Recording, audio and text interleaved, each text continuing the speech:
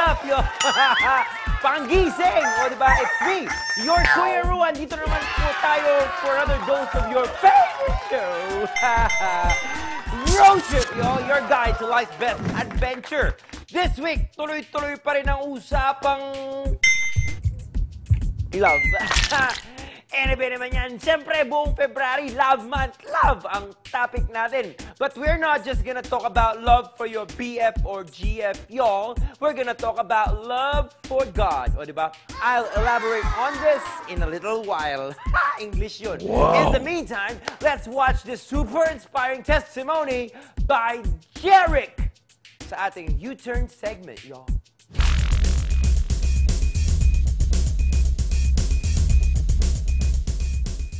I'm Jeric Saba from 20 years old from Mapulanlupa, Valenzuela City. Galing ako sa isang Kristiyanong pamilya na sabihin natin na talagang simula pagkabata ko ay Kristiyano na. Hindi pa ako talagang tuluyan na nagiging Kristiyano. Parang Kristyanuhan nga lang sinasabi ng iba. Na nandun pa rin yung paggawa ko ng mga kalokohan, sabihin natin sa pag-aaral ko, nandun hindi ako gano'ng seryoso. Nandun yung mga kalokohan ko sa mga kabarkada ko, umiinom. Nakawa akong magkaroon ng kaadikan sa computer games. Nagkakaroon ako ng sugal. Minsan nga, nagnanakaw na ako sa magulang ko na mas higit pa sa 100, minsan maabot na ng 500. Doon sa nangyaring yun, sobrang dami ng mga kasalanan o sabihin natin kalokohan ko na nagawa noong mga nakarang taon ng buhay ko. Nakilala ko ang Panginoon. Una, ang motibo ko lang kung bakit ako pumunta dito sa church. Kumbaga, gusto ko lang matuto ng gitara dahil nandun yung una talaga gusto ko matutong mag-drum, pero hindi ko alam kung bakit dito ako nilagyan ng Lord na yun ang nilagay niya sa akin sa puso ko na matuto ng mag-gitara. Ang motibo ko lang, pupunta lang ako dito sa church para mag-practice, para matuto. Pero unti-unti yun, nung second year college ako nun, unti-unti nun natuto, nandun yung hinahawakan na pala ng puso, ng Lord yung puso ko, tinuturuan na pala niya ako, at nandun yung pinapalapit niya pa ng gusto, yung kalooban ko sa Kanya. Nakilala rin ako sa pamamagitan din ng EGR dito sa aming church, na 2 years naman nakaraan na, pero nandun yung talagang naranasan ko, nandun yung isinuko ko lahat ng mga kalokohan ko, lahat ng kasalanan ko, karumihan ko. Nandun na yung patuloy kong pagsunod sa Kanya, sa kalooban niya. Nandun yung minsan nahirapan man, minsan nakakaranas man ng mga pagsubok, problema. Pero patuloy ako nagiging matatag dahil alam ko nang gagaling sa Diyos ang kalakasan at nandun yung pag-asa ko at nagtitiwala ako sa Kanya. Kaya patuloy ko siyang paglilingkuran, hindi lang sa instrumento na talento na pinagkatiwala sa akin ng Lord, kundi para maibahagi ko rin yung liwanag na naranasan ko na ibinigay sa akin ng Panginoon sa iba pa.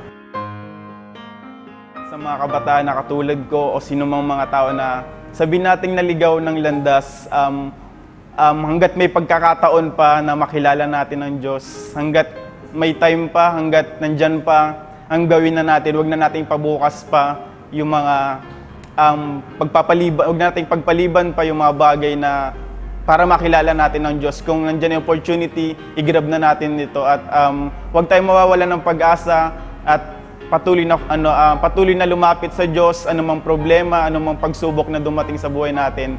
Huwag tayong bibitaw, patuloy na magtiwala tayo sa Kanya at isuko ang lahat sa Panginoon.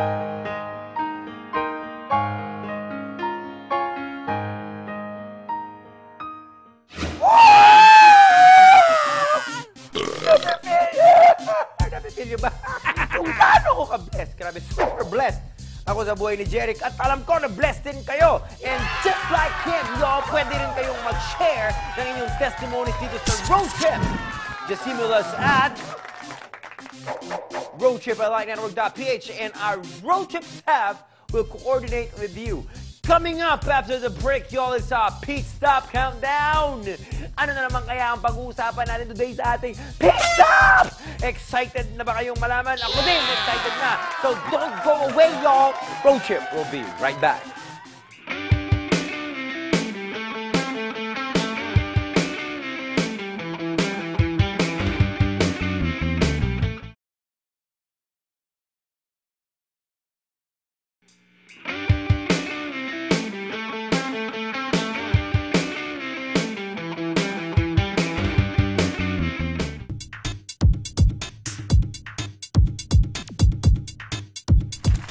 Give me a P!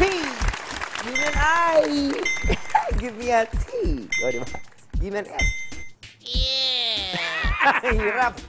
P-I-T-S-C-O-P, what do we have? Your pit stop. Pasensya na kayo. Super hyper ako today. Sobra ko lang kasi kayong na-miss. So, what are we counting down for tonight? Bagong-bago to. Never been done before dito sa ating road trip. Ito pong top 10 na ito. Super ganda. Excited ako dahil today, ang ating countdown is this. Top 10, naka-move on na daw. Tingnan natin ko na to. Countdown begins right now. Number 10, 10, 10. Naka-move on na daw.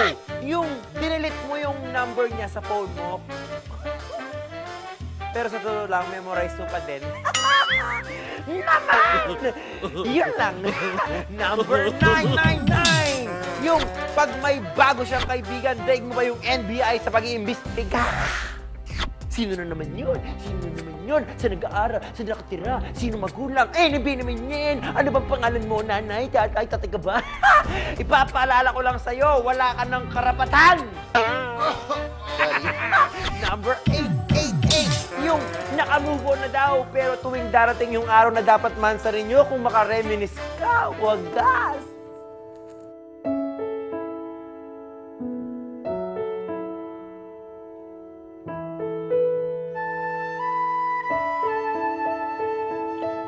Ang OA mo, ha?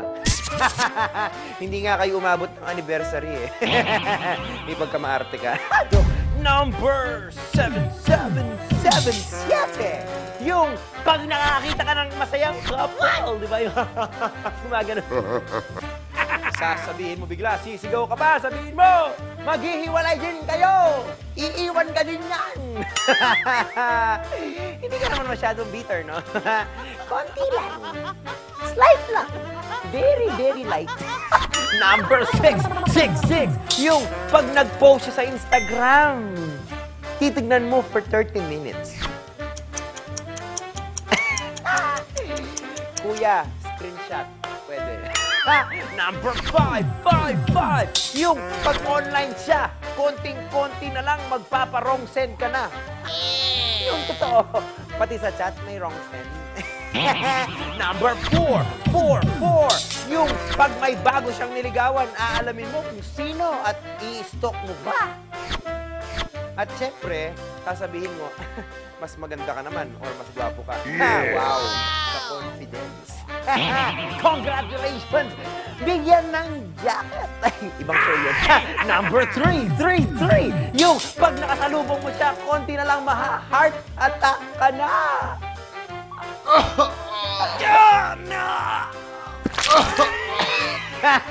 O, kala ba wala na siyang effect sa'yo? Okay. Number 222. Yung pag narinig mo yung theme song nyo, kulang na lang. Sirain ang lahat ng speaker sa bahay. O, diba? Anong granada pa sa bag... Kala ba wala na? Number 111. Yung pag may nag-text sa'yo, ini-expect mo siya. O, nasa na yung nakapag-move on, ano, nawala, missing, ganon. Pag sinabing move on, y'all! Peace! Wala mo ng mga broken-hearted dyan. Sabi lang natin, just move on, tuloy-tuloy lang, life goes on. O, diba? Grabe naman tong pit stop nito, sure ako madaming tinamaan. In fact, dito po sa mismong set namin, daming tinamaan. Ay, grabe. If you only know. Joke. Ganyan po talaga ang buhay. Move on din pag may time. When we return, babasahin ko na ang answers ninyo sa ating Crossroads question for the week. Ano kaya ang ating question? Question! Nag-commit ka kay Lord na hindi ka muna papasok sa isang relationship. Joke. Pero na-in love ka. Huh? What would you do? Whoa, your answers coming right up when Road Trip returns.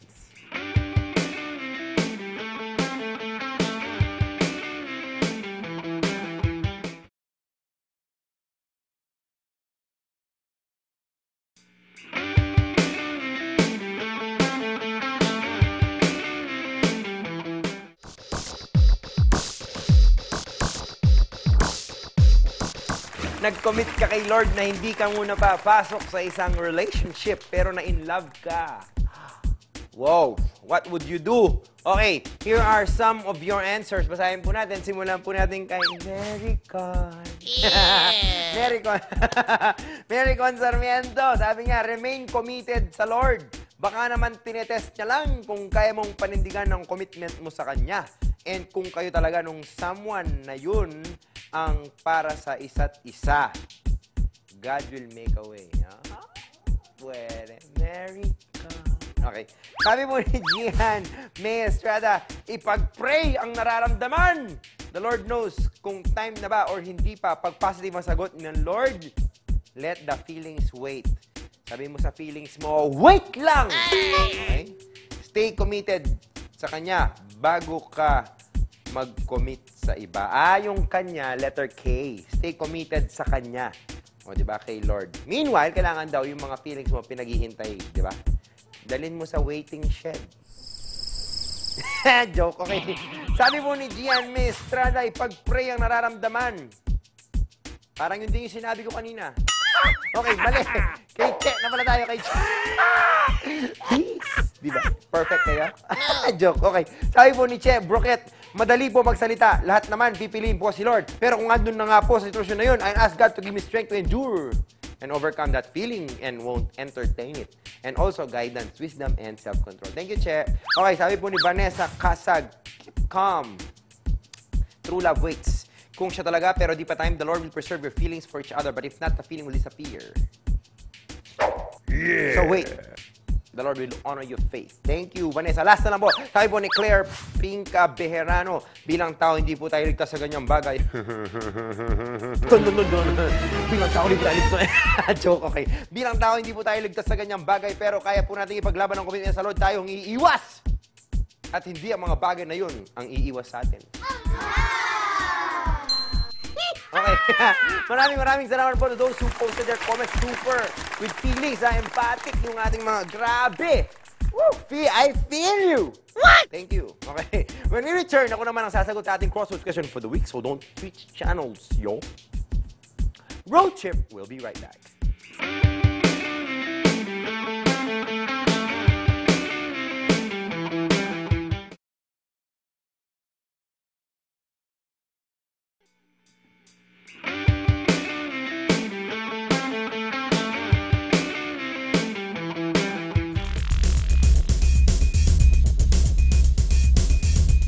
Nag-commit ka kay Lord na hindi mo na mag-BF or mag-GF.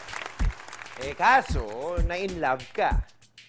Anong gagawin mo? Anong sa'yo? Joke, okay. Naku, napakagandang tanong po yan. In fact, madami po akong alam na cases na ganyan, mga nagpapa-counsel. And usually, yan ang tanong, no? Talagang, Kuya Ru, kasi ganito, nag-commit ako 1 year, 2 years, 3 years, ganyan. Tapos, all of a sudden, dun sa span nung time na kinomit nila, bigla silang na in love. Sa totoo lang po, common yan, no? Isa yan sa mga pinaka-common na sitwasyon sa mga road trippers na gustong-gusto nilang ibuhos lahat ng meron sila para kay Lord. Usually po based on sa mga kwento na naririnig ko, ito po yung nangyayari. Nung wala siyang commitment kay Lord, halimbawa, hindi pa siya nangako kay Lord na hindi muna siya mag-boyfriend. Nung wala pang ganong commitment, hindi siya nililigawan nung gusto niya. Okay? Parang she did not even exist sa paningin ng kanyang ng crush. O he did not even exist sa paningin ng kanyang crush. Yung mga di ba pag dinadaanan lang sa corridor, walang pansin-pansin. Di ba? Parang hindi siya nag-exist. Pero, nung gumawa siya ng commitment kay Lord, bigla na lang nagkagusto yung lalaki sa kanya. Or, bigla na lang nagkagusto yung girl na crush niya. O, di ba? Kaya nga, minsan, yung iba, hindi nila tinutuloy yung commitment. Today, pag-uusapan natin kung ano nga ba ang dapat isipin o gawin kapag napunta po tayo sa ganitong sitwasyon. Alright, number 1, ito yung isipin mo. Sino ba ang mas mahalaga? Si Lord o siya? Yan. Siya, small s yung manliligaw mo o yung nililigawan mo, sino ang mas mahalaga? Si Lord o yung kung sino man yan? Okay, ayan. Sumisimple po ang buhay kapag tinatanong natin ng ating mga sarili ng tanong na ito. Nag-commit ka kunwari ng 1 year, so dapat tapusin yan. Bakit? Kasi po, yung ka-commitment mo, si Lord. Ika nga, yung ka-covenant mo, yung covenant partner mo would be God. Si Lord yung ka-agreement mo at nangako ka sa Kanya. Kung halimbawa, may nangako sa'yo tapos hindi niya tinupad, hindi ba masakit yon? Ganon din dapat ang attitude natin. Huwag natin i-break ang heart ni Lord. O, diba? Siyempre, masakit yun. Ang ako sa'yo, tapos, diba? Okay, sabi po ng Numbers chapter 30, verse 2. Okay, read this. This is so nice. Ang sabi dito, a man who makes a vow to the Lord or makes a pledge under oath must never break it.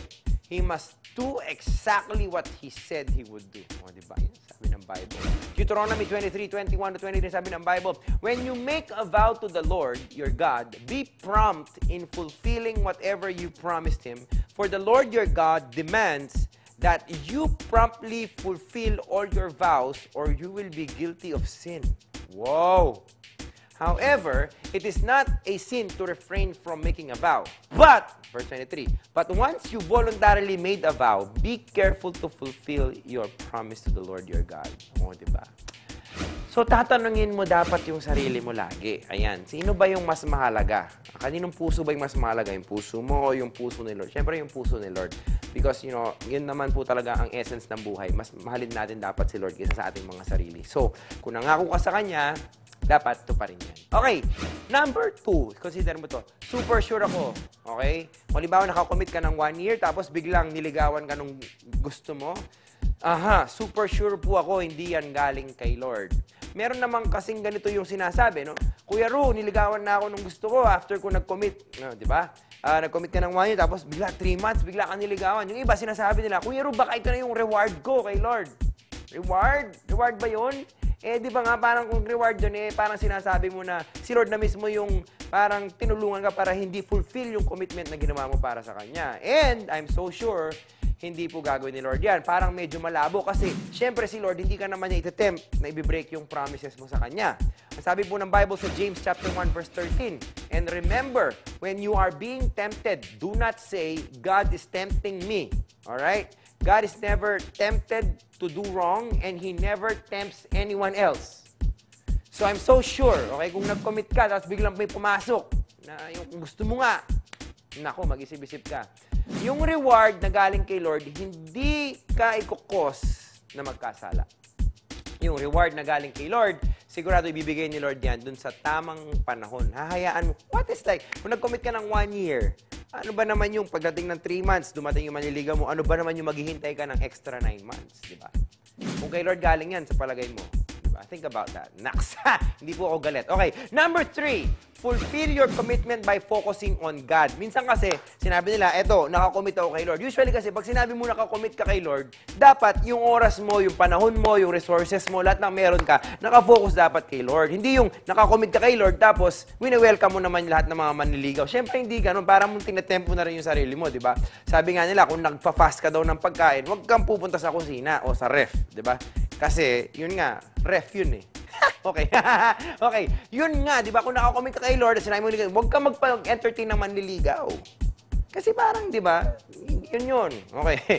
Matthew 6:33, ito yung pinakamagandang advice dyan. Seek the kingdom of God above all else. Okay? And live righteously, and He will give you everything that you need. Kasama na po yung boyfriend. Pero unahin mo si Lord. Psalm 37:4, take delight in the Lord, and He will give you your heart's desires. Just put God first. Yung hinihingi mong best kay Lord, ibibigay naman niya yan kasi siya mismo ang nagsabi. Di ba? Ganun po ang God na sineserve natin. Faithful siya sa mga sinasabi niya. Alright, so just in case you are in a commitment with God or parang nag-commit ka before tapos na-break mo, you know, there's grace. And God is saying to you today, hindi aksidente, narinig mo to, and why don't you make that commitment today? Natapusin yung ipinangako mo sa Kanya. If you wanna pray that prayer, I'm gonna lead you into that prayer, and I'd like you to bow your heads and close your eyes. Sabi mo gandong panalangin sa mo, Dear God, sorry po kung na-break ko po yung promise ko sa inyo. Today, I am receiving your grace. And today, Lord, I wanna fix my eyes once again on you, and I wanna fix my heart once again on you. And Lord, magmula po sa araw na ito, sa tulong po ninyo, ang gusto ko po mangyari ay yung magawa ko po lahat ng mga ipinapangako ko po sa inyo. Lord, salamat po sa inyong biyaya. Ito pong aking dalangin sa iyong pangalan. Amen. Amen. Alright. Ha! Grabe, medyo marugdog. Sorry, marubdob na panalangin. Okay, just in case you want to surrender your life to Jesus today, you know, the perfect time, just bow your heads, close your eyes. Once again, sabi mo, Dear Jesus, right now, I'm asking for forgiveness for all my sins. I'm opening my heart, and I am welcoming into my life, and I am making you my Lord and my Savior. Cleanse me, heal me. From this day on, I will hate sin, and I will love you more and more. This I say in Jesus' name. Amen and amen. All right, let's cap off this very nice episode with our last segment for tonight. Heartwarming, no? Pati ako ngayon, feel na feel ko po, ang dami pong mga kinausap si Lord today through the show. Praise God. And, you know, kahit ano pong klaseng commitment yan, whether in love life or, I don't know, finances or commitment sa oras, you know, yung mga bagay na pinangako natin kay Lord, let this episode be a reminder na kapag nangako po tayo kay Lord, dapat po ginagawa natin yan. Alright, okay, let's cap off today's heartwarming episode with the last segment, God in 60 Seconds. Timer starts right now. Lovebirds. So, di ba, titino kay Lovebirds. Alam nyo, yung Lovebirds, kapag nakakita ko, nare-remind ako ng mag-asawa yan. Dapat yung mag-asawa nagmamahalin yan. Di ba? Siyempre, dapat si Lord yung nasa center para sa love. Okay, next. Paris! Ha! Maganda dyan. Woo! Maginaw. At saka, maraming kakaiba. So, yun. You know, si Lord nandyan. Kahit saan. Okay, next. Wedding proposal. Wedding proposal. Kailangan yan, bago ka magpo-propose, magpe-pray ka muna. Next. Teddy bear. Teddy bear, hindi po yan kinakain. Okay? Yung, ano yan, comfort, di ba? Next. So, kay Lord, comfort yan. Okay, next. Sing-sing! Sing-sing, di ba? Sing-sing, sign yan ng commitment. Oh! Kaya dapat yung mga commitment natin kay Lord, din natin binibreak. Okay, next. Bouquet. Okay, pag bouquet, madami. Di ba?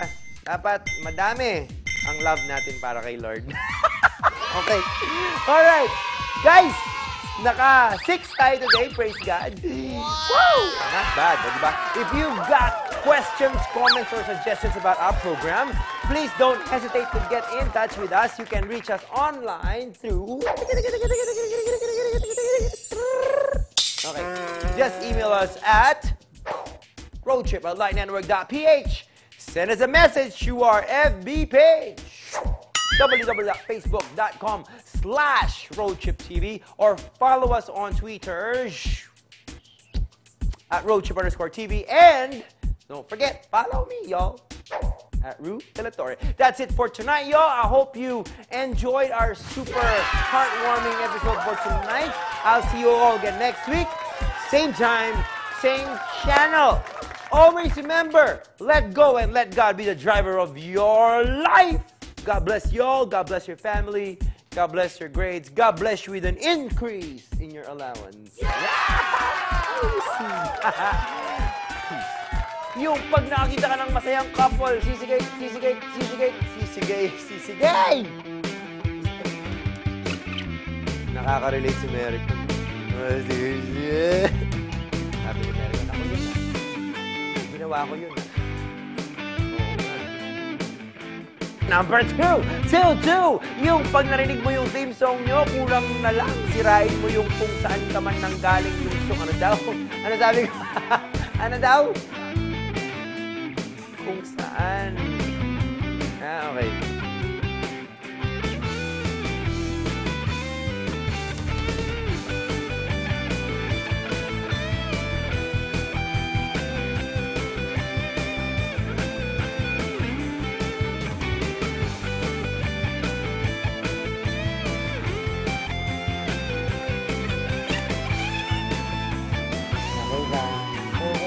Bye-bye.